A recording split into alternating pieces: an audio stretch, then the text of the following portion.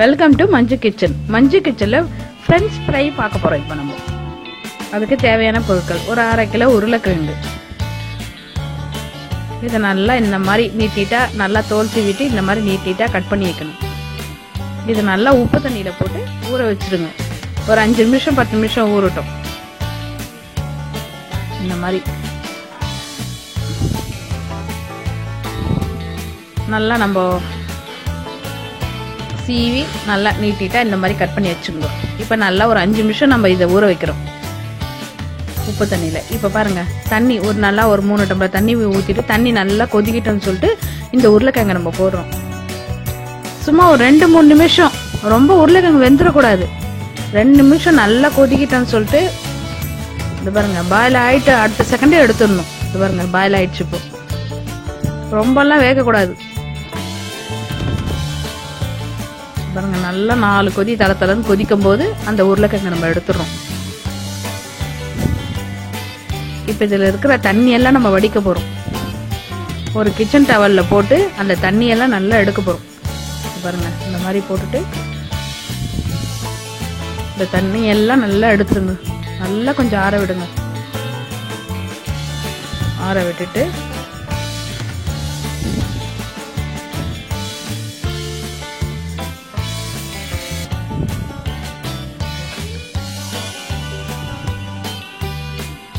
பாருங்க, தண்ணி எல்லாம் நல்லா வடிஞ்சிச்சு.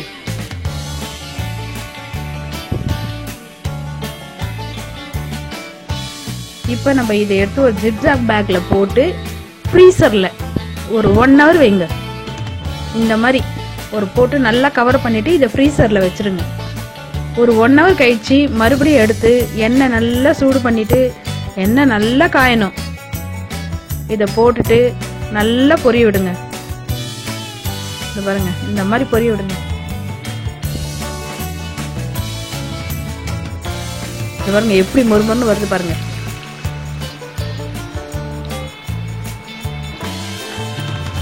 பாருங்க எப்படி சோக்குது.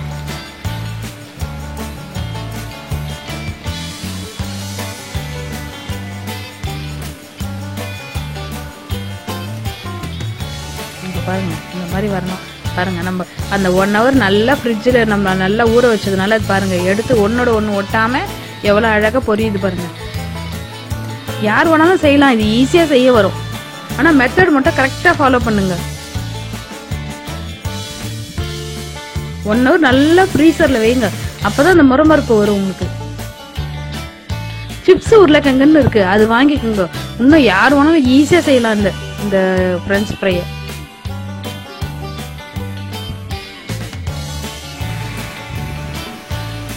பாருங்க, இந்த மாதிரி பாதி வேக்காடு இருக்கும்போது எடுத்துருங்க.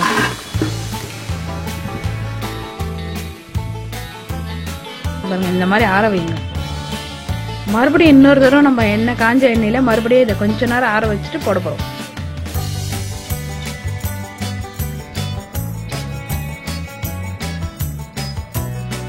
ரொம்ப சவக்க வச்சிடாதீங்க, தீயாம நம்ம அழகா கோல்டன் கலர்ல எடுக்கணும்.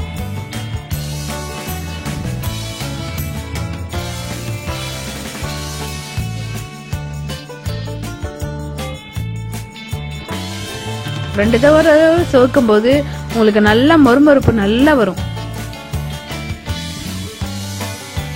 பசங்களுக்கு ஈவினிங் ஸ்கூல்ல இருந்து வந்தவனே அழகா ஒரு ஸ்நாக்ஸ் கொடுக்கலாம். சாஸ் தொட்டுன்னு சாப்பிட்டா அவ்வளோ சூப்பரா இருக்கும். நம்மளும் வீட்லயே செய்யலாம்.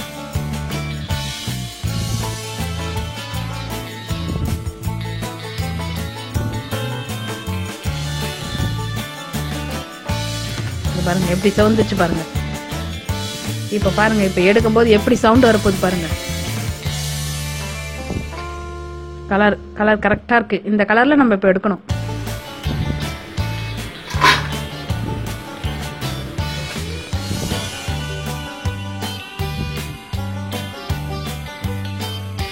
பாருங்க, ரெடி ஆயிடுச்சு. எவ்வளவு மொறுமொறுப்பா ரெடி ஆயிடுச்சு பாருங்க.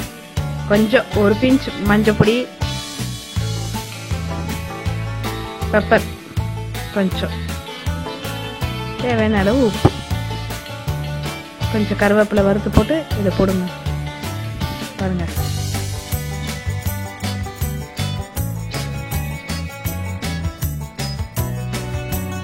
இந்த பெப்பர் போட்டதுனால எவ்வளோ நல்லா இருக்கு பாருங்க. French fry ready.